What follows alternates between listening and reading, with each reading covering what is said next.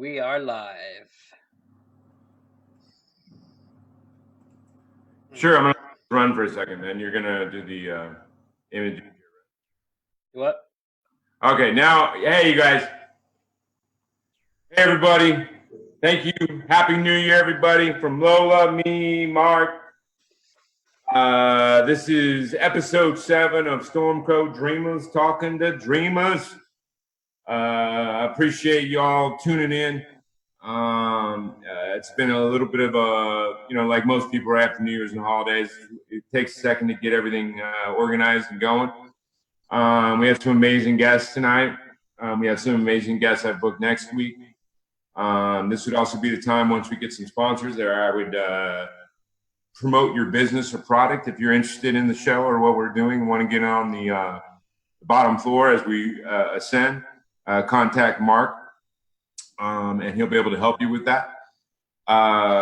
In addition to that, someday in the next 10 years, we will have a way for fans to donate and help us get where we're trying to go.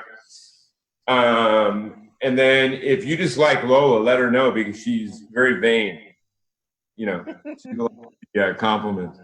But who do we want to bring in first, Mark? Let's go ahead and bring in Aaron. All right, Aaron is an amazing actor. He's had Aaron Bell. He's had a tremendous hunger to act for a long time, and he's got projects he's working on, projects he's done, projects coming up. So let's bring in Mr. Aaron Bell. Hey, Aaron, what's up, buddy? How you doing? All right, man. Welcome to the StormCrow Dreamers Talking to Dreamers. Thanks for having me. Aaron was going to be doing, I talked him out of it because I don't know if our audience was ready for it, but he was going to do some kind of do the show from street theater and an alleyway with a lady named Joyce that for some reason stands on that corner. And but we decided to say, hey, you know what, let's get you in some better lighting, and let's do the theater another time. Right. Yeah. And Alan, ready to do that? Yeah, let's go ahead and introduce Alan. Brilliant actor. He's been doing it for decades. He even teaches people how to do an English accent. And he is currently doing a film, and has done, his resume is, long of all the things he's done. So let's bring in Alan Brent. Hey, Alan. Hi, how you doing, JD? Good. Did you get the scotch? Yes, thank you. It's a 12-year-old Macallan. This is the best scotch on the planet, and you don't drink it; you sip it and breathe it, and that's how you do it. Yeah, I'm more of a beer drinker. I don't really do a lot of scotch. The only similar is my blood is Scots. Scots. All right. Oh, you're Scots. What are you? Where are you from? What other tribe would be drunk enough to name their tribe Glasscock? Well, there you go. Literally. But okay, you guys, I'm so it's awesome to have you on board. As I talked to you on before we started, the first half we're going to talk about you guys' projects, or recent projects, or current projects, and then upcoming projects. And we'll take a little 5-minute break, and then we'll do our round table of life. What I'd like to start, let's start with Aaron. What project are you super passionate about right now, or that you're working on, or that you got going or coming soon? Right now, I just got a gig back on East Coast in Maryland. So they're still in the production right now. They said the name was Couples. They said they may change it, but basically a group of people, for what she's telling me, a group of people that go out and I guess at some point have a disagreement about something. That's all I know right now. It's in pre-production. But I haven't been, yeah. So I haven't worked on anything for a while. Actually, last year I've been hurt 90% of last year. So but my last year before I got hurt in 2018 was I was a PA for Kevin Hart. He has a thing on RedTube called What the Fit. which I was a PA assistant on that. So I was very passionate that I was able to come back on the first season and the second season of that. Oh, Kevin Hart's got a TV series you did? I'm sorry? Kevin Hart has got a TV series you did? Yeah, he's got something going on with YouTube, RedTube. It's called it's on Netflix called What the Fit. Basically, yeah, well, YouTube's got their new TV channel. So is that what you're referencing? Yeah. So he's got the new thing called What the Fit, where he does a lot of exercise with other celebrities on his each segment that he goes by. So all last year he did something with Chance the Rapper, Leslie Jones, the Chinese guy from Hangover. Does he get in like yoga gear with like the little with like a thong and stuff like that? He does stuff like riding a cowboy and trying to tie the bulls up, exercise machines, biking with what's that guy? The late night TV show, not Bill O'Connor. The dude that's from England, the heavyset white guy that has that foreign accent. I'm not sure. I did background on one of his, a lot of years ago, on one of his movies. It was like The Wedding Advisor or The Wedding something. Wedding Crashers. Yeah, with Kevin. Kevin was in it, and then I forget the other guy's name. But that was interesting. And then he is tiny, dude. He is like tiny. Yeah, he's real small, but he's a workaholic. You know, I do give credit to him on that. He works his tail off. Being on set with him, you know, just sitting back there and watching everything he does, and just well, I disagreed with what we talked about this last week, man. I disagreed with what just happened to him. How like he was going to host the Oscars, and then all of a sudden, someone brought up some like stand-up routine he did like 15 years before, 10 years before, about not wanting his son to be gay, and it was like a comic stand-up routine he did. And he's not the host anymore. I'm like, man, you trolls have anything better to do? I guarantee. Let's go to anybody's last 15 years of internet and said something off color, or like literally, like I guarantee you, these same people that trolled all this and started all this, they would not want you to look at their internet history. I guarantee you, man. So. Right, it was a tragedy. I think it's a couple weeks. We took last week off about people's oversensitivity and just looking to hate and just like eggshell walk our society's become. Now, Alan, what about you? What projects do you got going on right now that you're into or passionate about? Well, there's so many. I mean, I've got everything happening at the moment over here. It's getting crazy. I've got a short film that I've been asked to do down in Austin. I think I'll be a couple of weeks filming down there, but the major project for 2019, how many years am I back? 2019 is the massive project, which is called Conspiracy Child. That's going to be running 6 months of solid filming, doing 2-part movie and a 6-part television series, voiceovers for the game, everything. It's going to be a very, very busy time there in Reno. That's cool. Your role lasts is in all of those different aspects. Yeah, I don't get killed off. Yeah, it's always good, man. It's always good to not be like the guy that dies in the first 5 minutes. That's good. Like if you're gonna die, let you get through the entire movie before you die. I did that last year. I was in a film called Never Alone, and although I died in the pilot, they're going to bring me back in the television series as a ghost. That's when you know they liked you, man. Like, hey, we wanted to kill that character. Now all of a sudden we got to figure out we like having you around. So either you're his long lost twin brother, or no, I'm going back as his ghost. Or as his spiritual being or whatever. It's very interesting. Great. I mean, you know what it's like. As you're saying there, if you get on really well with your crew and your cast and everybody else, and the director loves you, they don't want to lose you. They want to use you as many times as they can. Because well, and that's the thing, man, is you can have all the talent in the world, but if you're an a-hole to work with, you're eventually going to start losing opportunities because people don't want to deal with it. Yeah. I spent 8 years in LA working on almost every TV show that shoots there and feature film that shoots there, and I watched it numerous times. Actors, but just not nice people.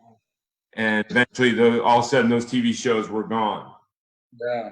Well, do you know, it's funny. I mean, one of the first real show that I got, the first professional show I did was in the West End of London. It was called Blood Brothers. It's a terrific musical. I was playing the lead. It was only 2 weeks after I'd left drama school, and it was absolutely amazing. But one night, when we'd finished doing the show and we went across the pizzeria across the road, there's Michael Caine and Shakira in there. They'd been to see the show. And, you know, obviously he came over to the table and said, "Thank you very much. I really enjoyed the show." And I thought, wow, this is a guy who earns $10 million a movie coming over to thank us, so we're getting about £365 a week. Yeah, but I mean, as long as people still remember people and act like people, and still that he liked your show, so like any normal person, that you see the people in front of you, you know what I mean? You can go over and say it, but yeah, you're right. There's not everyone holds to that. Now, I think Aaron disregarded me. He's going on for street theater. Did he find Joyce? He's going back on that street. Hi, Aaron. Right. Aaron, I think he's got his mic off. Ah, right. Oh, dear. Aaron. Yes, sorry. I'm trying to hurry get to my charger before it dies out on me. Did you find Joyce? Yeah, I found Joyce too. Yeah, very awesome, man. There's an artist, man. He just said, "No, JD, I got to do my street theater. We're going for it." Right. Trying to keep y'all going before the phone dial. So trying to hurry. Like, I'm on the corner of Elliptus and Daydreamer. All right. Okay. So what's Aaron? What is your coming down the pipe for you in the future that would really get you going and get you dialed up in as far as your passion? Like, what's your aspiration of your next big thing you'd like to happen as far as your career? A big role. Somebody just asked me that a few minutes ago. Just a big role that give me a chance to break through the industry. I don't care if it's a web series or student film, just any kind of role that I can just show my talent and just be humble about it and hope and pray that it gives me the opportunity to open up more doors to allow me to get inside the industry. Well, I would say like what I've seen so far is being down to earth and then just work hard, man. Just keep working and working and working at your craft. I mean, right. Coming from the East Coast, I lived in Pennsylvania and DC, and come over to California. It's a different beast. So you definitely got to work your butt off 10 times harder. If you think you're doing something where you're at now and you come to California, to me, you haven't done nothing. So you really have to step your game up. And that's what I'm trying to do now, step it up to where I'm humble. Fuck. What was that? I think his phone's gone off there. Fuck. what happened? We'll go ways figuring it out. Alan, same thing with you. What is an upcoming project you're besides the one we already talked about, or what thing would you like to happen in the next year or two? I don't really have a lot of time left. I'm 67 years old. I mean, having said that, seriously, I played John Houseman, all right, in one of the recent television series, the what was it? Price of Fame, it was called. It's a Robin Williams episode. John Houseman was the guy who selected Robin Williams for Juilliard. Right? He was on the panel, and he made sure that Robin Williams got a part in it. Now, so if John Houseman gets his first Oscar at the age of 70, I've still got 3 years to go. Yeah, I mean, I grew up on Robin Williams, so in fact, I was not familiar with him until all of a sudden he was in Happy Days as Mork. Yeah, and he got his show, Mork and Mindy, and then, but brilliant man. I never had, unfortunately, I never had the opportunity to meet him or work with him. But brilliant brilliant guy. You've got to work with two of his best lookalikes. That he had more people around him that he felt he could talk to, and maybe we would still have him around. It's interesting you say that, though, JD. I mean, when you're talking about people who are successful, usually they've got some kind of an entourage that are there to boost their ego, keep them up, keep them up. Frankly, there are two different things I've got to bring in here. One is the British attitude, and the other is the American attitude. In the American attitude, if you are a star, then you are a star because of characters that you've played. But you see, that's not you. You want to be able to walk around Walmart, right, in your pajamas if you have to. Walk around Walmart, get your groceries, walk to checkout. If you've got to do the personal checkout, that's fine, right? That's what we do in Britain. But over in America, as soon as you turn out on, you know, if you've got any name whatsoever, everybody's taking your photograph. And nowadays, everybody's got a phone to take your photograph. So you're constantly under the pressure and under the microscope, if you like. That pressure that's put on you stops you being yourself. You are now the character that they expect you to be 24/7. Well, if you allow yourself to be, yeah. Yeah, and that's a problem. The pressure is on you so often to be that character that everybody sees you as every time you go out. But you're right. If you've got some friends that you could actually open up to and relate to, then it would have been a lot easier for him. Yeah, I mean, and then also that's a choice. I mean, it's a choice to sit there and cater to that. You know what I mean? Instead of going, yeah, I'm the guy, I'm me. So, you know, everything in life is usually a choice. I mean, it's you can put 100 people in the same situation, and many of them are going to make all different choices. True. You know what I mean? So, let me explain it another way. You know, I've seen the American idea method, right? Method acting. You develop from a directing standpoint, it's kind of a headache, man. To be honest with you. Yeah, but the character has to be a part of you. You have to be something in that character has to be part of you, and then you can verbalize it. Then you can be real with it. But in Britain, we don't work like that. Right? In Britain, you do all your backstory, you study. Look at Daniel Day-Lewis. Look at all the other British actors that have been trained in Britain. We do a character, and we choose a totem, an item, either a jacket, a bow tie, a pair of boots, might even be a scarf that you wear around your neck. And we put that character into that item. So as soon as you put that on, that jacket on, you're the character.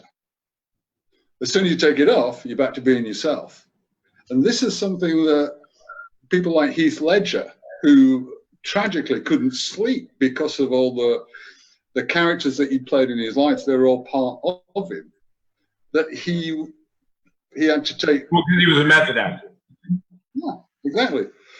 It's a different type of training. And really over here, everybody's saying method, method, method. Frankly, I think no, I can't say bullshit, can I, on the television?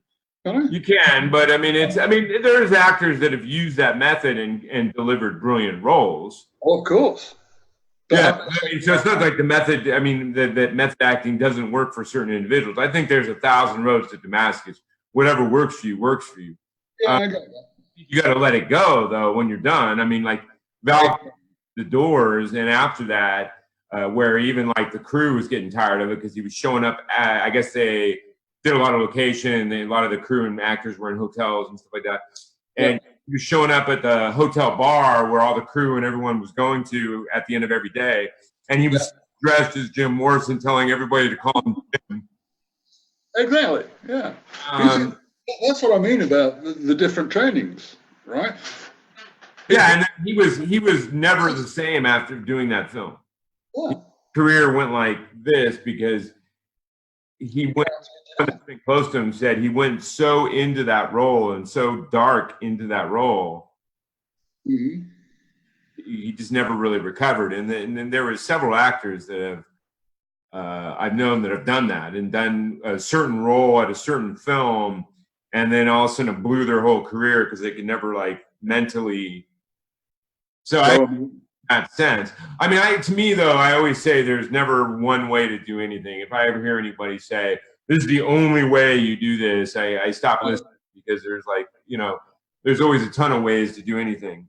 And so, if you look at one of the best character actors in the world, it has to be Daniel Day-Lewis. Right? You look at Daniel Day-Lewis in any film, you do not see Daniel Day-Lewis.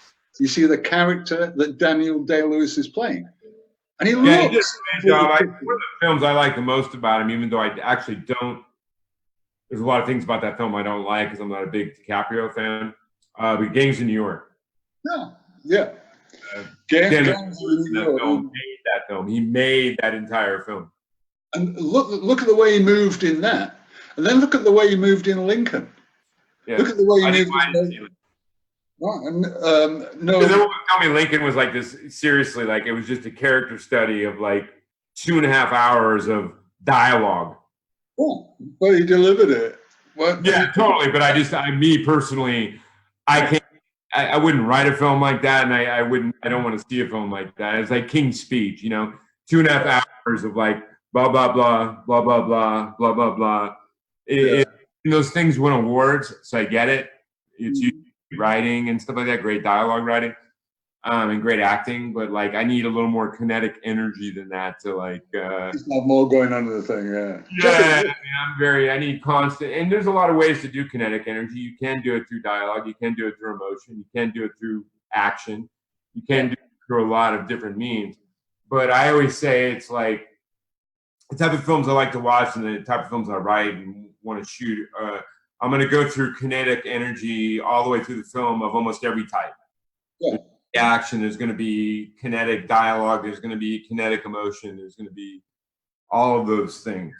I want to show you can do a sci-fi or any of that stuff and still have great character development, great story writing, all of those things. It doesn't, like, people, it's gotten to the point with sci-fi and all that stuff where all they expect is a bunch of great action and some big name actors and a lot of shit exploding and great special effects. Mm-hmm. Never think that they're actually going to see great writing or great acting or any of that stuff. And I'm like, dude, the original Star Wars was great character development, great story, and great action, and all of those things. Yeah. But look at the precursor to that. Wonder Woman was like that. But look at the precursor to that one, as 2001: Space Odyssey. Yeah, it had great character development, great all that. That was all in it, right? There wasn't a lot of action in that, though. That was a lot. It's interesting, isn't it, the concept of how it went and how it developed. But you were saying about the delivery of the lines and everything else. When he said, "What are you doing, Hal?" It's like, "What are you doing, Hal?" You look in his eyes, you see, "Oh, I'm in deep shit here." But the voice is level and everything else. He's a bit like an airline pilot, And you look at the way that oh, crikey, sorry, my phone's going off. Sorry. Travis. Aaron on the, okay. He's gone. It's all right.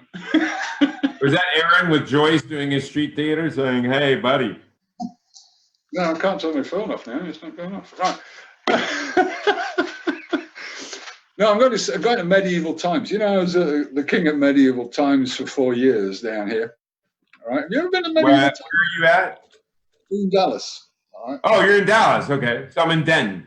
Yeah. Oh, right. You know it then. You know the medieval times. How many times? No, I haven't been there yet. I've been only in Texas for like 3.5 years. Yeah. Well, you miss me now. Right. I didn't. I don't think I've ever been to medieval times, and that's been around since I was a kid. I don't think I've ever gone. You need to get there, man. It's a great show. It's terrific for the money. I mean, I like fantasy and sci-fi and all that kind of stuff. I just never did it. We're hanging home with my dog. Yeah, this is sword fights, live sword fights, jousting. Giant legs of turkey or whatever. Oh no, Oh, half a it's- chicken. It is good. Half a chicken live. No, you're talking about the Scarborough Fair there, mate. No. The mutton. My big Yeah, some sheep walking around with 3 legs. taker of beer. Me too. But I couldn't drink when I was doing a king. Yeah, no, I mean, I think like I did theater way back. I did like a couple plays when I lived in Maui. I had trouble dealing with the theater part because I delivered the lines and acting as if I was on TV or film or anywhere else. I was very much more into realism, and almost every theater actor I was working with, it was like over the top, over the way over. Very Shakespearean. and they never turned off, even when we weren't on the stage. All their personalities were still very. Yeah, you can't cast a person like that. He frightens and wears everybody else out, doesn't he? Yeah, I couldn't do it. So I did it while I lived in Hawaii for a couple of years, but I was like, okay, I did it. I have that experience now. Like, let's move on to other things. And then my thing has always been, I can't act, but my thing is, I would rather sit behind the camera and create the world any day of the week. Well, I'm not going to do any more of the acting. I've been acting for nearly 40 years now, and during that time, every character I've ever portrayed has always been different from the one before. It's always been. I mean, there's brilliant actors who are. We talked about this a couple of weeks ago too. There's brilliant actors who I love as actors, but pretty much they're the same character in every film they do. Like Gene Hackman is Gene Hackman in every single thing he does. I mean, but yeah, I mean, there's very few Dustin Hoffmans, those brilliant character actors that can be like different things. Big celebrities are basically just them in every single film they do. They just have like a lot of self-awareness, self-truth, comfortability in their skin, and it creates a magnetic charisma on screen. That's one thing I admire about Dustin Hoffman. He's one of the guys that actually drew me into the film industry in the first place.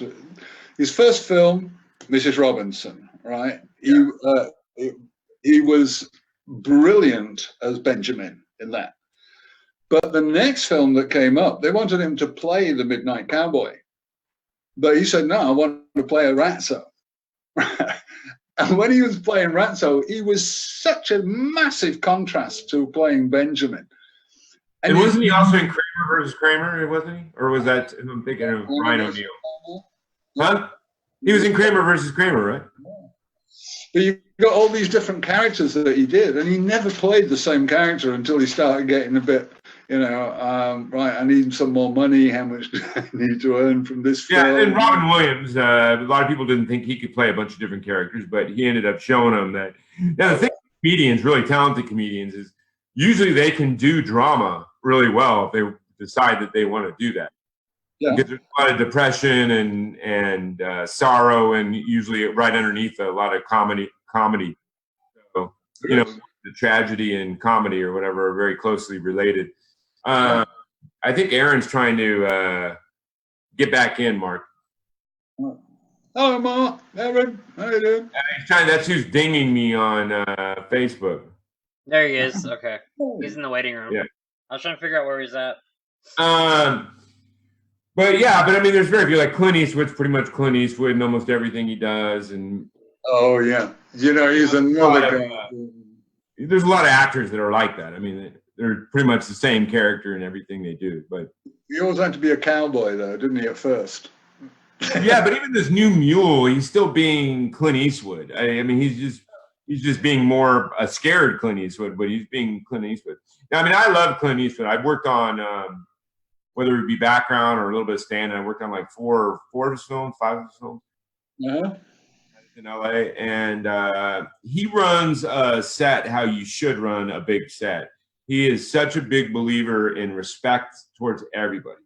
Oh yeah, like he will not tolerate if he hears anybody talk down to other people. He doesn't care if it's background or the catering guy or crafty or whatever it is. I've seen people on his sets that are all respectful. ultra respectful to everybody, and those same people I've seen on other sets, and they're kind of a-holes. Yeah. Yeah. You can tell it's true that it starts from the top down. Whoever at the top goes, this is how it's going to be. Yeah. And so, I mean, not always, but usually if you're on a set where everyone were a-holes, you knew that the people at the top were a-holes. The first lessons I ever got at drama school was this, right? Be always nice to everybody when you're on your way up, because you might meet them on the way up when you're going down. Right. That is not too many people follow it though, but that's definitely true. God, did you finally come back in? Oh my Lord! Yeah. Sorry, fellas, my cell phone died, so I had to. Joyce was rough on you, man. She just. I had to stay home. That's the thing with theater, street theater, man. It's like it's cold. Where anything can happen. Yeah. Especially with ladies named Joyce that sit on the corners of Eucalyptus and Daydreamer. Crazy over there, man. I'm saying nothing. I don't know, Joyce. Is she the tall Aaron, we were talking about I think different actors and stuff like that, and how there's very few. What we were saying is there's very few brilliant character actors that can do 1,000 different roles. A lot of the stars that everybody knows and everything like that are more just kind of like the same. They're just them in every film they do, but they have a magnetic charisma that people love to watch and never get bored with and stuff like that. Now, like Tom Cruise is Tom Cruise. The only movie I've ever seen Tom Cruise being different is they had to throw 30 pounds of latex on top of him to get him to not be Tom Cruise. And it was that one Jungle one or whatever, that one where he plays the bald fat producer. Tropic Thunder? Yeah. That's the only I've seen Tom Cruise not be Tom Cruise in a film. And they literally had to like put a bald thing on his head and like make him look ugly and put like a giant like fat man suit on. And can I mention something about Tom Cruise that I think is fascinating, right? If I was paying for my movie like he has done in thousands of movies, right? He pays for his own movies. He's an executive producer. He's putting all his own cash into it. If I was doing that, I would not be risking my life for every damn stunt.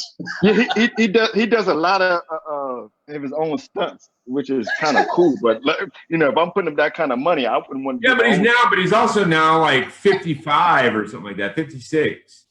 Yeah, and he's still trying to do like his own stunts. Yeah, like he's like a decade or more older than me. I think he's closing in on 60. It's like, dude, time, okay, enough. Because I think he broke some bone on that last Mission Impossible or something like that. Yeah.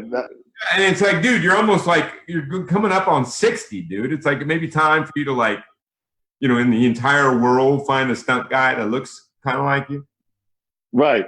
The only person nobody that small in the industry. But he likes what he does is in his films, he loves, as he's doing those stunts, to have close-ups on his face and close-ups on him. Right. Which you can't do if you're going to use a stunt person. You got to shoot it from behind and then have really quick inserts. But he likes going back in wides when he does the stunts to show that it's Tom Cruise doing the stunt. You know what I mean? So right. The only other person that does their own stuff besides Tom Cruise is Jackie Chan. He likes to do his own stuff. He's also broken like every bone in his body twice. Right. Yeah, I mean, no thanks, man. Now, which was that film he did with Chris Tucker? Rush Hour. Yeah, Rush Hour. When he fell from that roof all the way down, sliding down that curtain. Did you see that? Yeah. That I wouldn't have done that. I would have done that. I would have chickened out. No way. Yeah, because he wasn't there on time. I'm big. I'm not, as a director, I would probably not allow a lot of that to happen because I'm big. Some directors don't give a shit. All they care about is what's the best shot I can get. I don't care if it actually puts people in danger or anything. Right. But I'm the opposite of that, dude. I'm very much safety is a huge thing for me. Because to me, if you're creative enough and imaginative enough as a director, you can make it look just as awesome without that much danger. Another way of shooting, going in tight, doing some other camera trick to make it just as cool without all the, What you're talking about there is a guy who doesn't want anybody else to do his stunts because he can do them so much better than anybody else. Jackie Chan, unbelievable character, all right? Hardworking, worth millions, works every character he's ever done, and he learned English. That's a lot of hard work he got through. And I love Jackie Chan, but I don't know if he's actually totally learned English, man. Oh, well, not all of it. No. You ever watch the outtakes, dude? On his, can't even say the words. He has to say it 100 times. Rush hour. David Fincher works like that. I would never do David Fincher. Like everyone that has worked on a David Fincher tells me he does everything 30 takes, 40 takes. Yeah. I'm like, dude, I don't want to take 3 years. No, man. Right. I'm the exact opposite. I'm I always, unless they forget a line or something, I always feel like usually their best take is the first 2 or 3. Oh, yeah. Yeah. And after that, he has this thing where, if you get the actor really tired, then you're gonna finally get the real thing. Yeah. They need get irritated, pissed off crew and actors, man. I don't believe in it. I believe in camera went up. I believe in you get the best if someone's rehearsed and all that stuff, know their lines and all that stuff. You're gonna get the best of whatever that delivery is, probably in the first few. Exactly. Right, the first 3 takes. I got 100 more shots to do. I'm moving on. You know what I mean? Yeah, you're right. I mean, Aaron's obviously a one-take wonder, mate, aren't you? Yeah. I try to put 100% in everything I do. You got something to prove when you're an actor. You're always good as your last gig. So when I come on, I try to lay everything on the table and do at least within I would say 5 takes at the night. Be off book. There's nothing to get more irritated, especially if I give them 4 or 5 days, 6 days notice. I mean, a lot of times nowadays I'll let them videotape their audition. So that means literally they could have videotaped it 30 times, but instead I get these audition tapes of them with the paper blah, blah, blah, blah. And I'm like, bro, you had 4 days. I allowed you to self-tape it. And that's what you sent me? Yeah, that's unacceptable. But if I'm on set, I at least try to give myself 5 tries. Anything after that, I'm hard on myself. I don't want to sit there and have somebody keep doing over and over and over. Because then at that time you lose chemistry. If somebody just keeps doing that same thing over and over, now you're getting tired and restless. So you kind of lose that chemistry while they're doing 30 and 40 takes. You're like, I want to go home now. Thing. Instead of being the line, you just start it becomes repetitive and loses its fire or edge, in my opinion. I just remember about 6 months ago, when you put out your casting for Blade and Blood, I got a self-tape audition thing to do, and I got it through, and I thought, oh, this is a really good script. I'm going to really do this, and I'm really going to go for it. And the next thing I know, I'm called up to do Never Alone. And I was... Oh, you were going to audition for my yeah, you'd have had it in an English accent because I can't do an American accent. No way. Yeah. I'm assuming probably The Preacher or something like that. But believe me, dude. Out of all I've done 13 short films, music videos I've done, but they don't count. You don't usually audition them. But and then casting for Blade and Blood. And the amount of stuff I had to go through. I remember the first, one of the first films I did, we ended up getting an office at Sony Studios. And for 2 days, Saturday and Sunday, and we brought everyone to actual, in LA, Sony Studios. And we had probably, because we were casting 10 roles, 9 roles. So we had probably 80 people. Oh, boy. In 2 days, about 5 hours each, and they were coming in about every 20 minutes, 15 minutes, whatever it was. And like after that is when I went to self-taped auditions, because I was like, dude, I can't sit through that much bad acting ever again. Yeah. Like with self-taping, I can hit pause, stop. No. But then I felt obligated when they're all in front of me to let them at least get the whole thing out. Yeah. But some of them I just wanted to put some of them I just wanted to start calling them Old Yeller and put them out of their misery, man.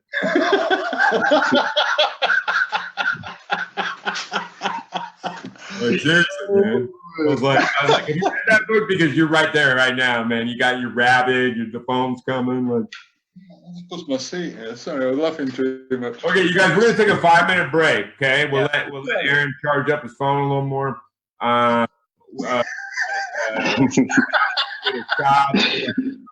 You gotta go outside and get my theater set up on the street corner. With Lotto. That's your time. Yeah, it's Lotto time. I got. And then we'll be back and find. Hey, you know what? I love Mark, and Mark, I wouldn't teach you if I didn't love you. I wouldn't spend that energy. Right, Mark, back in five. my partner in crime, man, along with Lola. Lola. Hello. Okay, take a 5-minute break. I'm going to take Lola for a walk. And then we'll come back and do our second half of Roundtable About Life, where we just bring up stuff going on in the world or whatever, and we'll talk about it. Is there anything going on in the world? Out there, hey, this is StormCrow talking to dreamers. We'll be back in 5 minutes. Keep dreaming. Love you.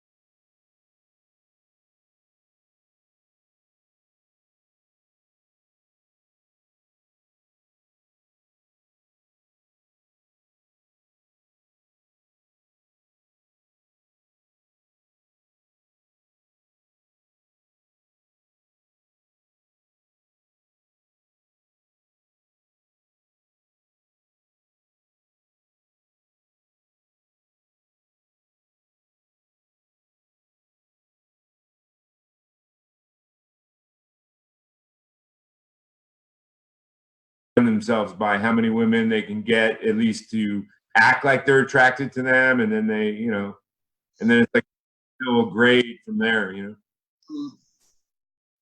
You're back. All right, Mark. You know the awesome thing would be also if you guys funded it is we would be able to cast more brilliantly talented no-namers and not be forced to try to hire spend a ton of our budget on like one namer. An actor. Hey, you can hire me. I'm a no-namer. Well, it's like I would love to just do a film where it's almost all no-namers, and then they did such a brilliant job, and the film is such a brilliant film, right? That makes them a name. You know what I mean? Right. Because I think if the film is brilliant and people are watching it and it gets promoted and all that kind of stuff, and people will go see it and then they'll talk about it and all of those things, it'll sell. How many films have I seen where it's a horrible ass film, but they stuck a name on it, and that was the only thing that was in there? You know what I mean? So, well, let's look at what's happening in Britain. There, Trainspotting. Yeah, no name. No one in there was known. Anyone in there was Robert Carlyle, who had Bob Carlyle had been. Yeah, he played that little bit role. TV series of his own, right? Yeah. But he was the only one with a name, and everybody else, bam, it was great. Then you get other films like The Full Monty, right? No name actors except for one, Bob Carlyle. Right? Yeah. And he's played a Sheffield guy instead of a Scottish guy. You know, it's difficult, right? Yeah, but I mean, you know, I think you maybe need that one in like a supporting role or something like that, like a smaller role. Wasn't like Get Out the same thing? Like with a bunch of no names besides like one comedian, Rail. Yeah, I think if you make a great film, and then if the actors pull off what you wrote and you pulled it off as a director, what you wrote to get shot, if you pull that all off and it's just a brilliant film, it will sell. It will sell itself. It will sell all those things. Right. Okay, where's your video, buddy? You keep going. Bye-bye. Yeah. All right, well, let's start the rest of the show. Let's get going because they're hearing us anyway, and that was what I was trying to tell you before, Alan, that we haven't figured out a way of muting all of our mics unless we mute them ourselves. So during the break, even though he's showing a black screen, pretty much anybody still watching will hear everything you're saying. So I'll have to be careful then. So when you talk to those three models you were assigning a rendezvous with later, everyone heard that. That must have been Aaron, because models don't come after me. You know? No, you had ladies on you. You was calling. No, Aaron has Joyce. He doesn't need anyone else. Oh, right. I'm the only single guy in the room, right? You're at the street theater of Joyce. Eucalyptus and Daydreamer. She's always around. When you talk about street theater. Okay, so are we back in, Mark? Okay, guys. So this is I usually start the second half the same way, and I like doing it. We'll start with Aaron. What's a brilliant film that you've seen in the last year or two that you just thought was amazing, and why? Avengers: Infinity War. Great movie. It just, a ton of actors, A-list actors. It just left you on the edge of the seat to where you was waiting to see, what happened next. And even after the movie is over, you're still waiting to see the end game is what they call it now, for the next one to come up in March. So that's always been my favorite. Take a page from Marvel, man. I don't know if Marvel just has better writers or whatever it is. Wonder Woman was the only one of the DC films that I felt like had the same gravitas and the same impact and stuff like that as a lot of the Marvel movies do. I just thought, man, there was a lot of great moments in it.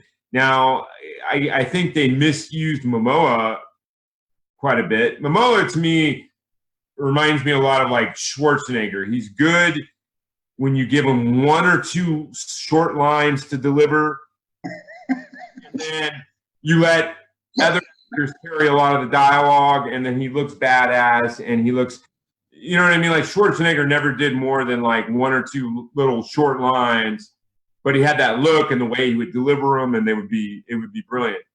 And Momoa, I think, is kind of like that. He's brilliant when you allow him to do that, like that Khal Drogo in Game of Thrones, where he just delivers a couple lines and looks very stoic, and he's got the black eyeliner on, and he's very powerful.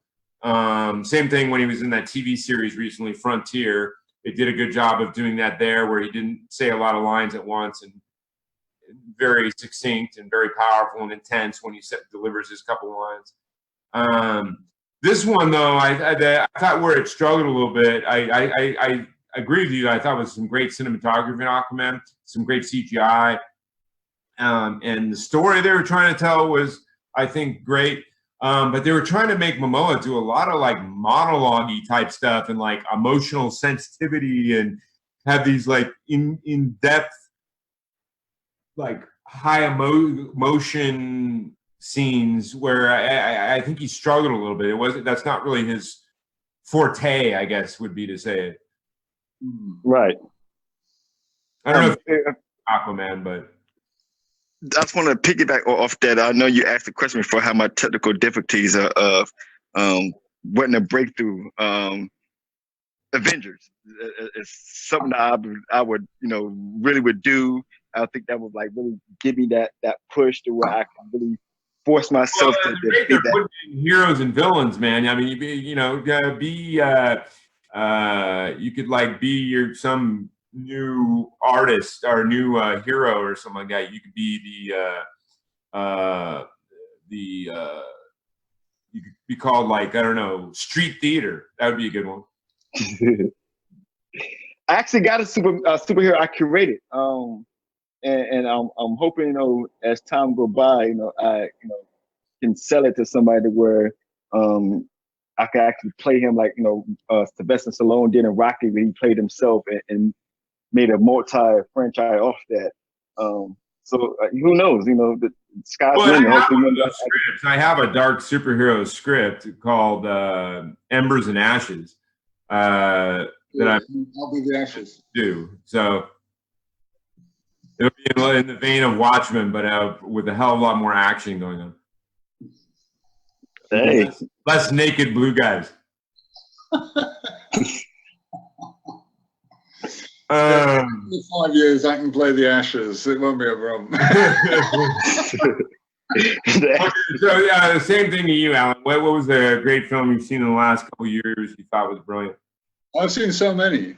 Obviously Game of Thrones is one of the most spectacular, most brilliantly performed, deep characters, brilliant cinematography, fabulous CGI. What a great series that is. Unfortunately, I haven't seen the final series yet. Has it started? No, it's not. I don't think it started. I think March. Yeah, you got to this year. Yeah, March. Yeah. I didn't go to see the final. I read the books before that whole series started, so it's me because they actually, for the most part, held to the books. Now they're past the books. Yeah, no, I can't read. That many. So much loved being on set and being a TV producer. He never actually left set, so he never actually wrote another book. Not being too much on set. Because now all of a sudden he's doing a TV series, which isn't doing very well, based on this little book he wrote, Night Flyers or whatever. Yeah. But go ahead. Write the rest for me, man. I'm good. Film-wise, there are 3 films in my life. I mean, 4 films, I should say, in my life. The first one was The Haunting of Hill House. And that's the original one back in 1966, which was black and white, because it was 1966. Well, it said Haunting of Hill House during that time. It didn't have either Peter Lorre or Vincent Price.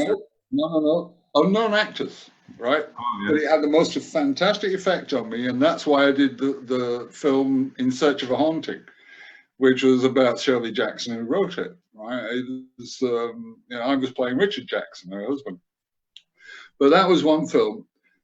The one that buzzed me up the most was Local Hero, with Sony Burt Lancaster was in it, Dennis Lawson was in it. Well, I watched almost all of Burt Lancaster's films, so that's been since I was a kid. So, well, you got to see that one because it is the most gentle, least offensive, but funniest films.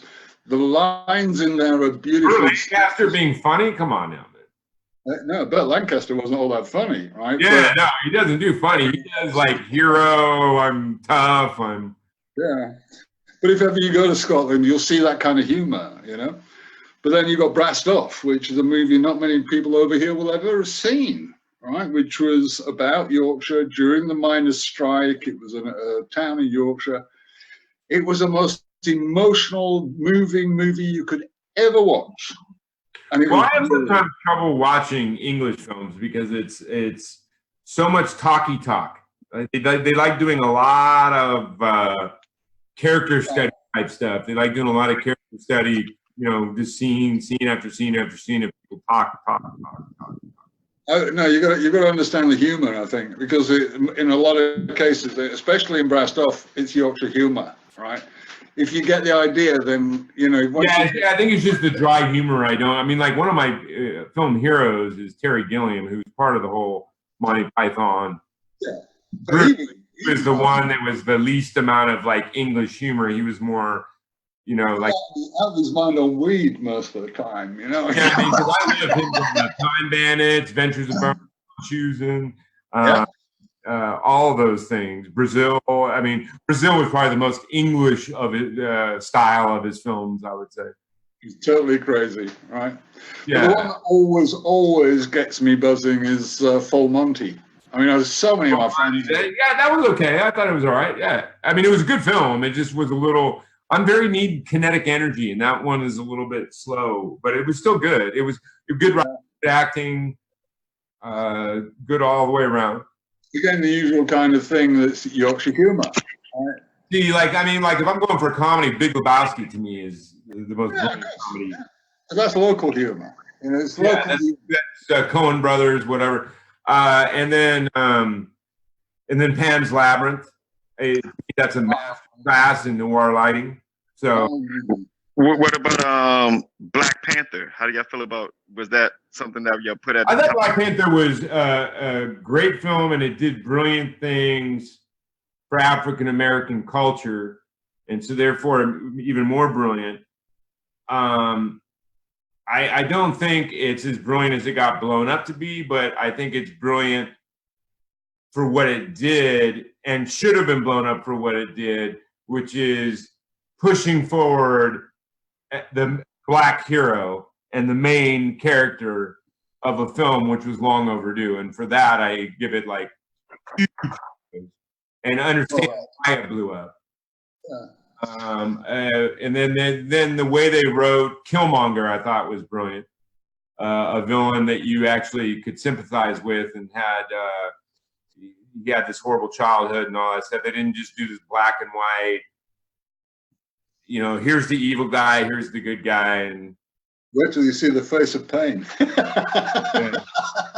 You'll have to work out who's bad, who's good, and why did he die? Yeah. No, I mean, I like that. One of my favorite authors, he's dead now, and I'm just now in the midst of,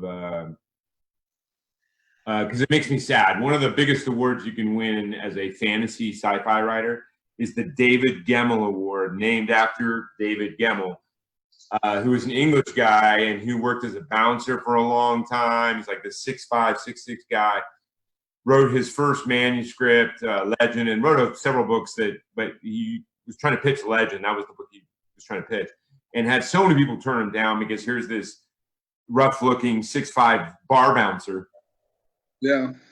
But then he finally got it. It blew up. And then he ended up writing 30 more, and he died about, I don't know, 10 years ago or so.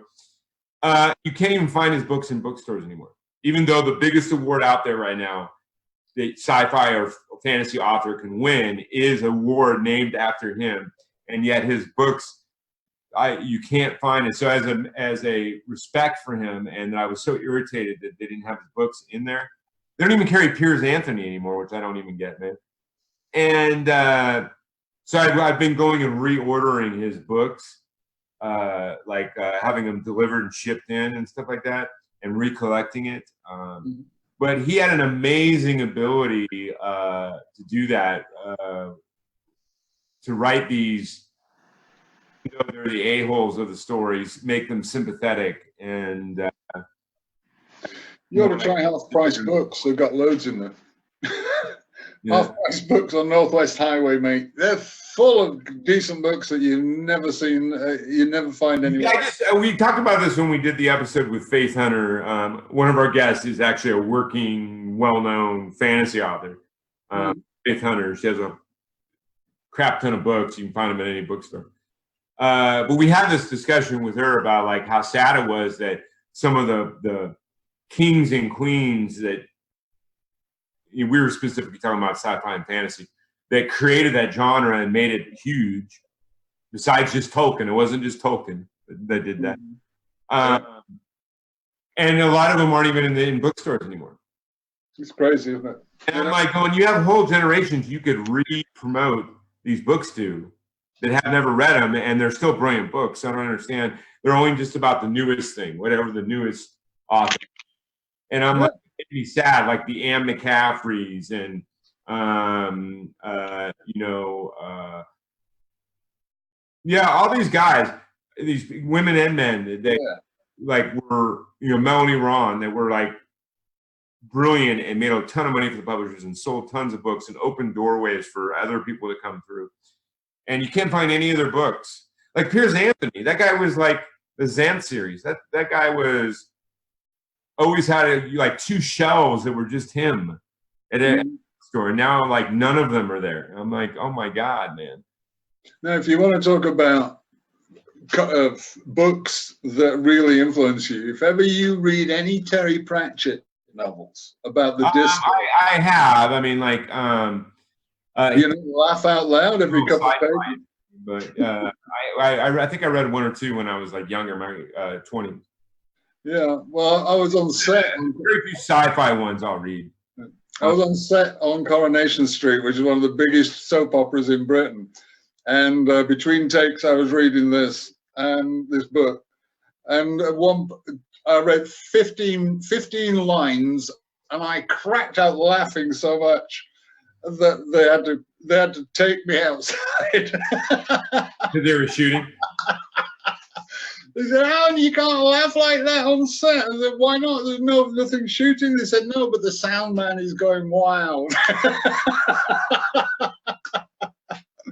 I hear you. Okay, you guys, so this has been an amazing time talking with you all. We could talk for a long time, I'm assuming, but, and it feels like we could.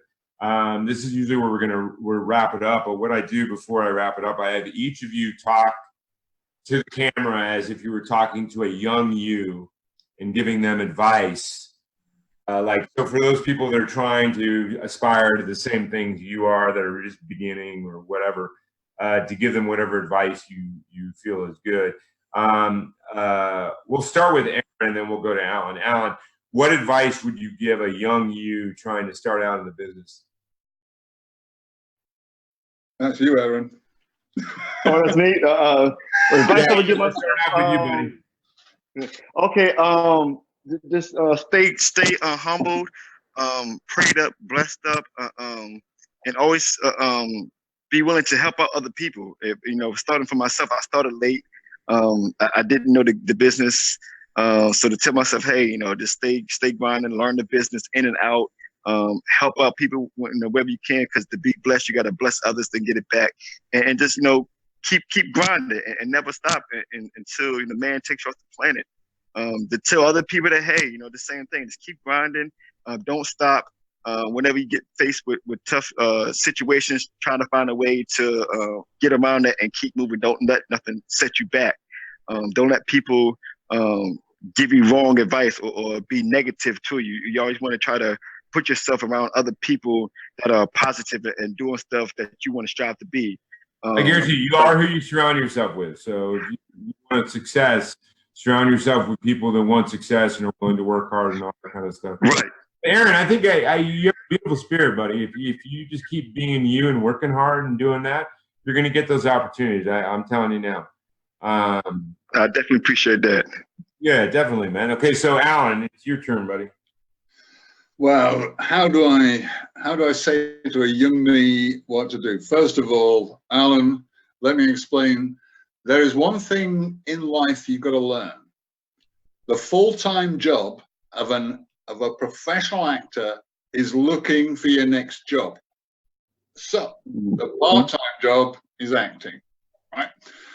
So in between all the other jobs that you get, keep your craft straight, keep working hard on your weaknesses, find out from pros what your weaknesses are, and make sure that when you walk out on a set or when you walk out onto a stage, you're fully prepared with your lines perfect and you deliver them the way that the director has asked you to do it. And I should say, in most cases, because sometimes the director doesn't give you everything that you can do. Little point there. Sorry, JD. Yeah, sometimes you gotta ad lib. No, I get it. I don't mind as long as it's damn good. You're gonna change my dialogue, you're gonna change my writing, and better be better than when I wrote it, and that'll be hard to do because I'm a pretty damn good writer. But I don't mind people doing it. What'd you say, Mark? No, true. Whenever someone ad libs, I let them do it and let them get it out. And then if I don't like it, I go back. Okay, let's go back and do it the way I wrote it. Hannibal Lecter's signature. I'm sorry. Hannibal Lecter's signature was I ate his liver with a nice Chianti. Yeah. He threw that in, and it was the biggest signature of the whole thing he ever did, really. Yeah. No, I hear you. I mean, and then something. I mean, come on, man. And there's many times where I'm on set and I have everything written, I have everything in my head, and then because of the location we're at, or just because of the moment, or because I'm seeing something, I'll change the dialogue right then and there, and change the shot I had planned and all that stuff because I see something or something hits my head that I'm like, oh no, this would be way better. So I mean, you gotta have that as an actor and as a director, and you have to have that ability to kind of go with the flow and act. Actors can be magic as long as you allow them to be magic. You know, they can be boring if you want them to be boring. But at the same time, nobody really wants to be boring. They want to be a magician, right? Here's one that I always like to tell myself and tell the people that I do podcasts on. There's 3 things I learned from John Cena as a wrestler. I never knew what he wore that shirt, but hustle, loyalty, and respect. When you hustle for what you want and you're loyal to what you want, people respect you regardless if they know you're not. So I live by those 3 words, and I tell people that, you know, whatever you want to do, you know, just do that to the fullest. You know, hustle to it, stay loyal to it, and eventually, you know, whatever you want, it'll come. But along with that, people will respect you, whether they know you or not. You guys don't know me, and I don't know you guys, but this conversation will bring respect between all 3 of us, because this is something that we love to do, whether it's filming or acting. You'll show that on set, and when you pass it around, it's like a contagious energy. When you share that to people and people can see it, like you guys can see my face, you can see the expression of my face, it's contagious, and it sticks with you, and it carries on. So that right there is the biggest thing I would tell myself, and I tell everybody, you know, this hustle, loyal, and you do with all that you are, man. If you're going to do something, you got to do with all that you are, no restraint, no fight. That's what makes great art.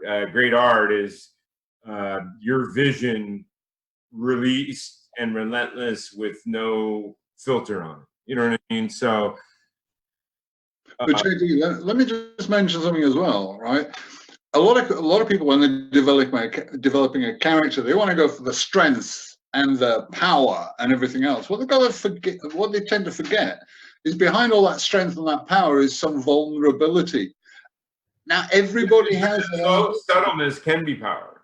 Yeah, so allowing that vulnerability to show and not being frightened to show that vulnerability makes great actors. Live your life through the character. Yeah. Or live your life as the character. A lot of actors always want to go for the anger or the loud volume moment, when sometimes the most brilliant acting is that soft, vulnerable moment of exactly. Everybody's got their kryptonite. Everybody's got their kryptonite. Your weakness. Your weakness can be your strength, is what you need to find out where that kryptonite is in every character that you ever portray. Right. That's my message to myself as a young actor. Okay, well, here's my message to everybody out there. First of all, I want to thank my co-host. We couldn't do it without him, Mark Potter. He's an amazing guy. Shout out to you, Mark. And according to him, he might be the executive on Blade and Blood. So we're going to see that. We're going to see how that flows. We might start shooting Blade and Blood before you know it. You never know. But anyway, lottery ticket, Mo. guys, many blessings to my guests and everything that they do and want to do. Big blessings to our fans and all the dreamers out there. You guys, we do this for you and do this for them. It's our ability to shine light on other artists and other talents and bring them to you and hopefully inspire you to follow your dreams and your aspirations. And then Lola, yes, Lola, I know. She's not talking to me because I refuse to let her get an agent, man. Her vanity is becoming troublesome. But anyway, you guys, StormCrow, episode 7, Dreamers Talking to Dreamers. Love to everybody, blessings to everybody. Happy New Year. Keep dreaming. See you next week. Bye.